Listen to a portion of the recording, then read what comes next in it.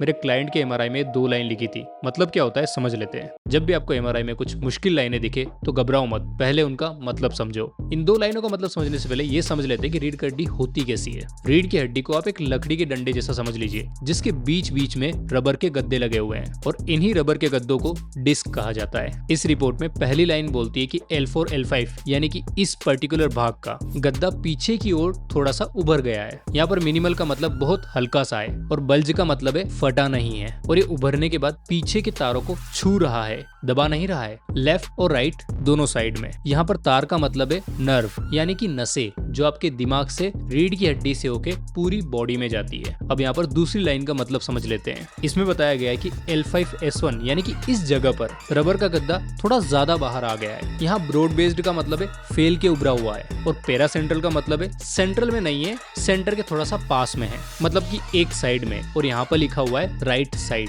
और इसीलिए right side के तार यानी कि नर्व को दबा रहा है, और इसी की वजह से दर्द हो रहा है, दर्द पैरों तक जा रहा है। L4 L5 में सिर्फ छू रहा है, दबा नहीं रहा है। वहीं पर L5S1 यानी कि दूसरी जगह पर दबा रहा है एक साइड में, और उसी की वजह से पेन हो रहा है। दोनों ही जगह पर फ्रैक्चर नहीं हुआ है, ना ही दोनों जगह पर ऑपरेशन की आवश्यकता है। अगर मैं आसान भाषा में बताऊं तो एमआरआई बोल रही है कि आपका सिस्टम बिल्कुल ठीक है, बस आप उसे गलत यूज कर रहे हैं। डॉक्टर की भाषा अक्सर मुश्किल होती है, पर सच उतना भयानक नहीं होता है।